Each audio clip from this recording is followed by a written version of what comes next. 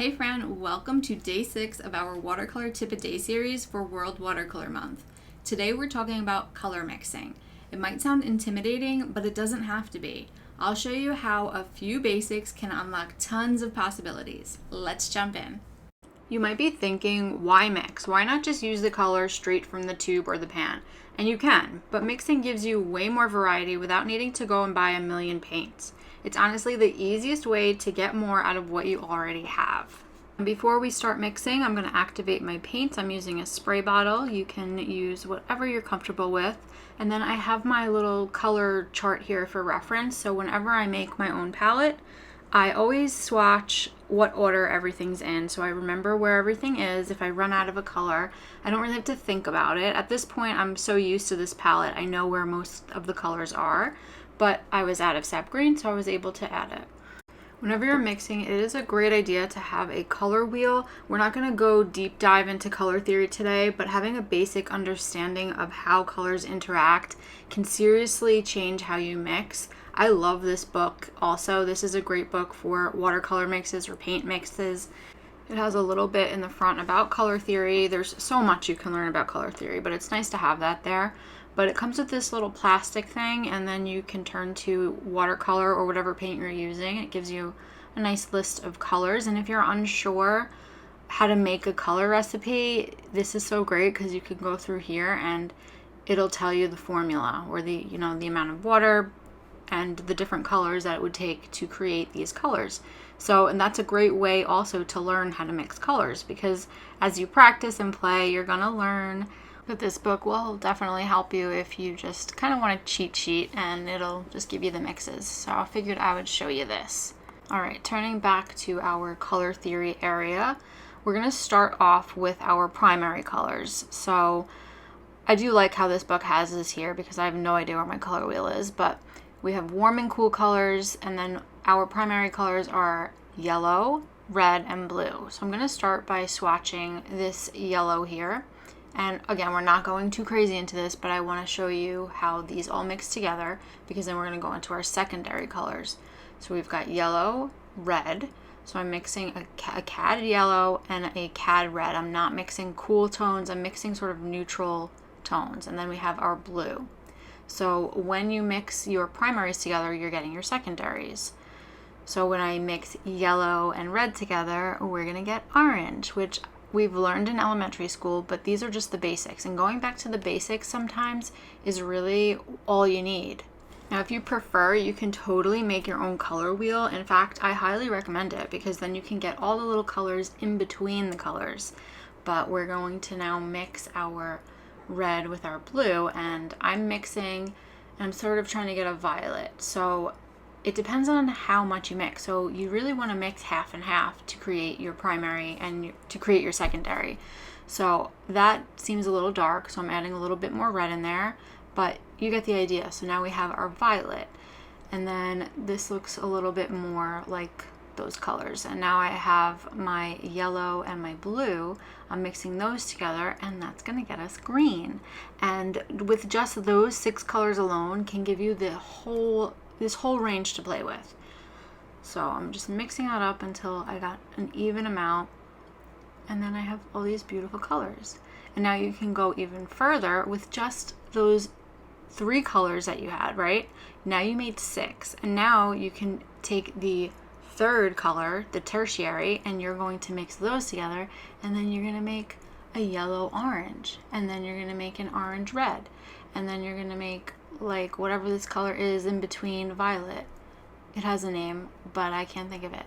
And then we're gonna have the in between of a violet and a blue, which is like an ultramarine, and then we have this beautiful emerald, which is mixed with the blue and the green, and then yellow and green is gonna give us this gorgeous like chartreuse lemon lime yellow color.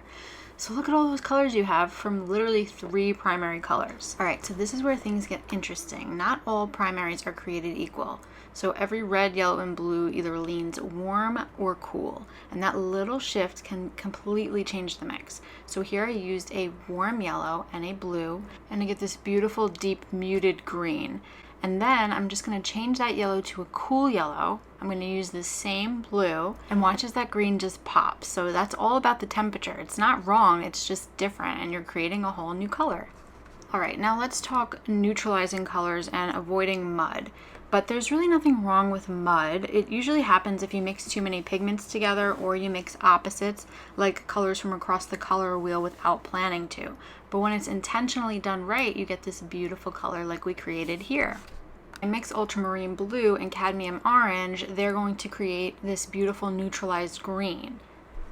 And of course you can shift those tones by adding more orange or more blue, whatever the case may be, but you can create more tones this way. Watch when we mix alizarin crimson, which is red, with its complementary color, which is green. So this is sap green, and we're mixing equal parts, and we're gonna get this really beautiful, neutral, rich brown color.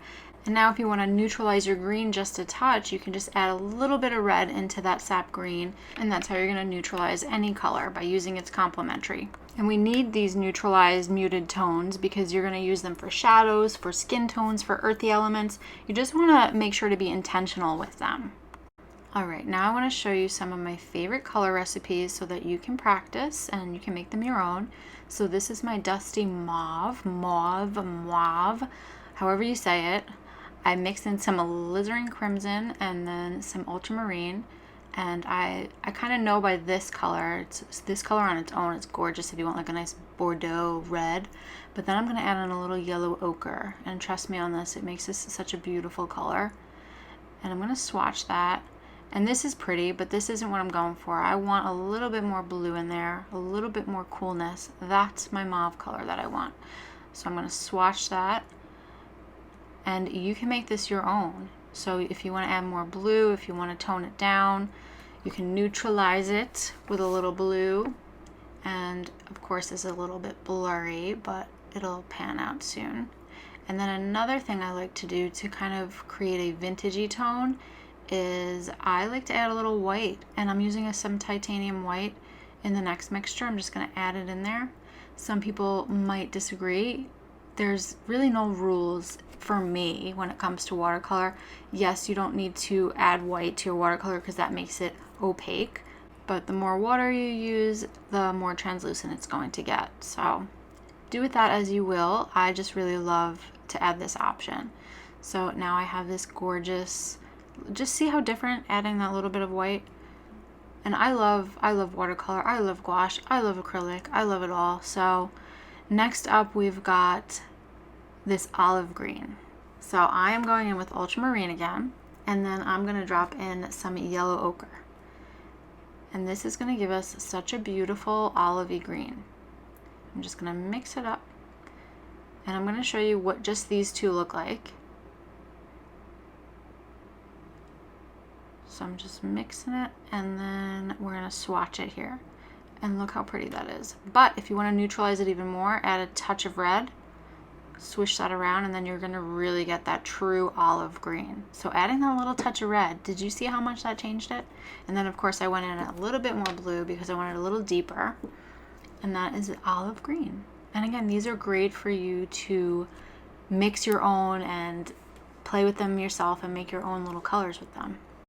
So if I add a little bit more blue to the mixture, I can totally change the color. So this is a little bit more of a cooler olive green. It's just deeper.